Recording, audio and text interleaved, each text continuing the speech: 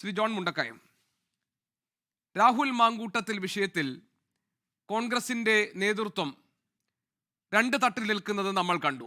ഇന്നിപ്പോൾ നേതാക്കൾ ഒന്നടങ്കം പറയുന്നത് ഒരു പരാതി കിട്ടുന്നതിന് മുൻപ് തന്നെ നടപടി സ്വീകരിച്ചുകൊണ്ട് ഒരു നല്ല മാതൃക കാണിക്കാൻ കോൺഗ്രസിന് കഴിഞ്ഞിട്ടുണ്ട് എന്നാണ്.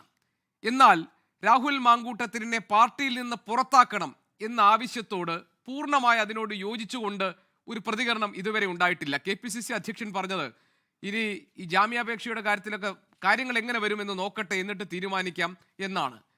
രാഹുൽ മാങ്കൂട്ടത്തിലിനെ അനുകൂലിക്കുന്നവർ, എതിർക്കുന്നവർ എന്ന് രണ്ട് തട്ടിലായിരുന്ന കോൺഗ്രസിനകത്ത് ഒരു ഏകാഭിപ്രായം രാഹുൽ മാങ്കൂട്ടത്തിലിന്റെ കാര്യത്തിൽ ഉണ്ടായിട്ടുണ്ട് എന്ന് താങ്കൾ നിരീക്ഷിക്കുമോ ശ്രീ ജോൺ മുണ്ടക്കയം?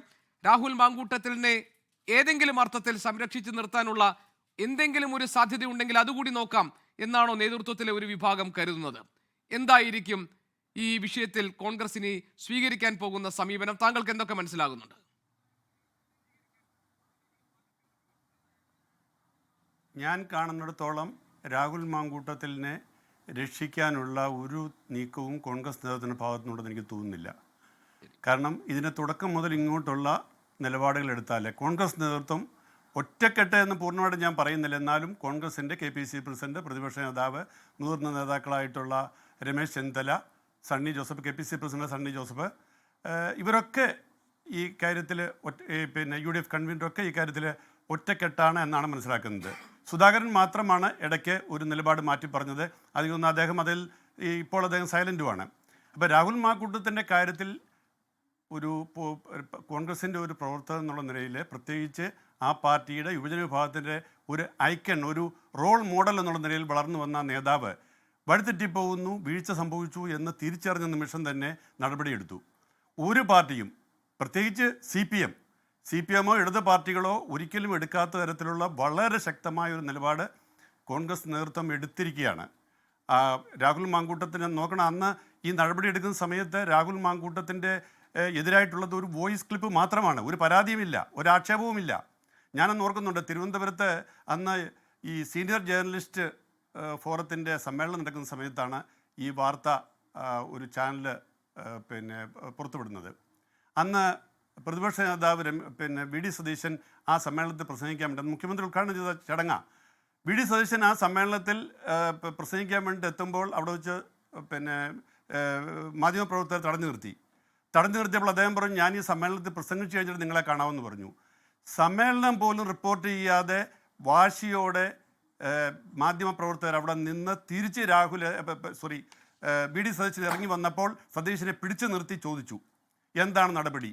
സതീശൻ പറഞ്ഞു, ഞാൻ ഈ കേട്ട പരാതി, ഞാൻ ഈ കേട്ട വോയിസ് ക്ലിപ്പിങ്, അതിൻ്റെ സത്യാവസ്ഥ ഞാൻ പരിശോധിച്ചാൽ ഉടനെ നടപടി ഉണ്ടാകുമെന്ന് പറഞ്ഞു.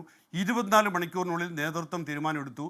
രാഹുൽ മാങ്കൂട്ടത്തിലിനെ അദ്ദേഹത്തിൻ്റെ പാർട്ടി പദവിയിൽ നിന്നും അദ്ദേഹത്തിൻ്റെ UDF പാർലമെൻ്ററി പാർട്ടി അംഗത്വത്തിൽ നിന്നും സസ്പെൻഡ് ചെയ്തുകൊണ്ടുള്ള തീരുമാനം ഉണ്ടായത്. ഏത് പാർട്ടിയാണ് ഇങ്ങനെ ഒരു ആരോപണം വന്നപ്പോൾ, ഇങ്ങനെ ഒരു ലൈംഗിക ആരോപണം വന്നപ്പോൾ ഇത്ര പെട്ടെന്ന് തീരുമാനമെടുത്തത്? തീരുമാനം വളരെ ഇന്നിപ്പോൾ കെ മുരളീധരൻ പറഞ്ഞത് ബ്രഹ്മാസ്ത്രം പ്രയോഗിക്കാനുള്ള സമയമായിരിക്കുന്നു എന്നാണ്.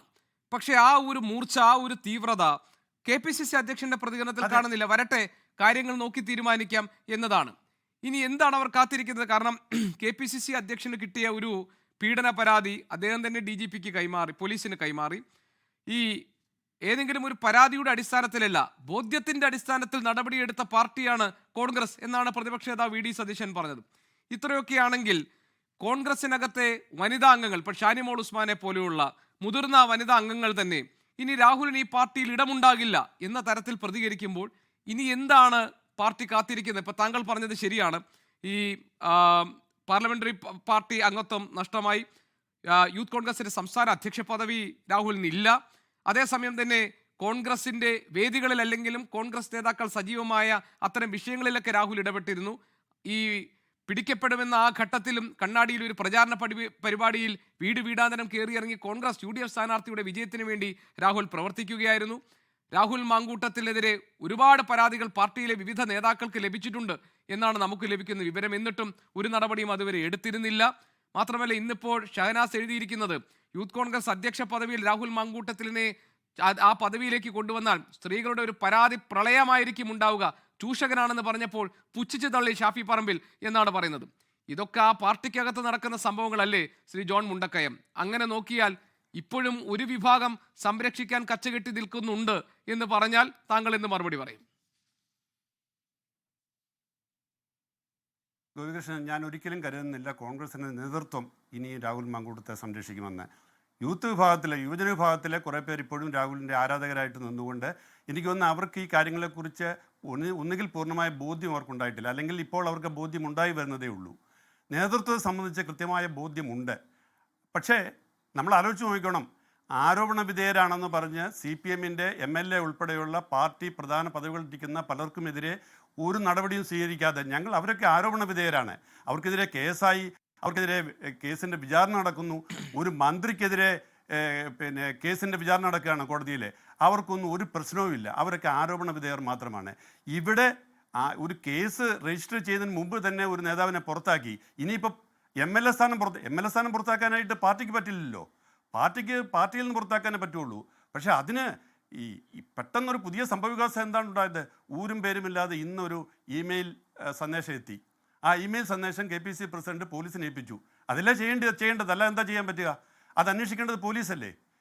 ആരുടെയാണ് എന്താണെന്നറിയാതെ ഒരു പരാതി കിട്ടിയാൽ, ഗൗരവമുള്ള പരാതിയാണ് കിട്ടിയിരിക്കുന്നത്, അത് അന്വേഷിക്കാനുള്ള ഉത്തരവാദിത്വം പോലീസിനാണെന്നുള്ളതുകൊണ്ട് KPCC പ്രസിഡന്റ് അത് പോലീസിനെ ഏൽപ്പിച്ചു.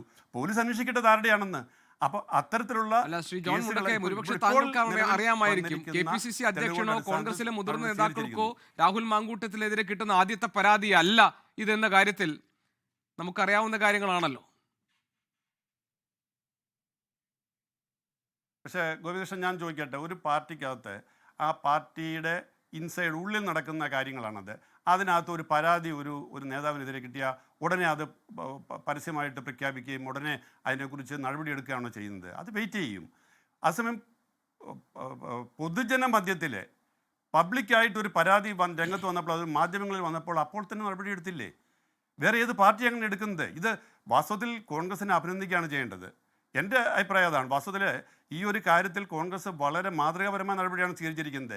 ഇനിയിപ്പോൾ അടുത്ത നടപടിയിലേക്ക് പോകുന്നതിന് മുമ്പ് അത് ഇന്ന് തന്നെ എടുക്കണം എന്ന് വാശി പിടിക്കാനായിട്ട് ഇപ്പം ജാമ്യ ഹർജിയിലെ തീരുമാനം കോടതി വന്നിട്ടില്ല. കോടതി തീരുമാനം പറട്ടെ. ഞാൻ കരുതുന്നത് ഇതിനകത്ത് ഇതിനകത്ത് ബലാത്സംഗം നടന്നോ ഇല്ലയോ, അല്ലെങ്കിൽ ഈ വനിതയുടെ ഭാഗത്തു നിന്നല്ല, ഞാൻ കാണുന്ന പബ്ലിക്കിൻ്റെ ഭാഗത്തു നിന്നാണ്. രാഹുൽ മാങ്കൂട്ടത്തിൻ്റെ ഭാഗത്തു നിന്നുമല്ല, ഈ പരാതിക്കാരിയുടെ അജിതയുടെ ഭാഗത്തു നിന്നുമല്ല, പബ്ലിക്കിൻ്റെ ഭാഗത്തു നിന്നാണ്. ഒരു പൊതുപ്രവർത്തകൻ അദ്ദേഹം സ്വീകരിക്കേണ്ട നിലപാടുകൾ, അദ്ദേഹത്തിൻ്റെ സമീപനം, അദ്ദേഹത്തിൻ്റെ ആറ്റിറ്റ്യൂഡ് ശരിയല്ല എന്നുള്ളതാണ്.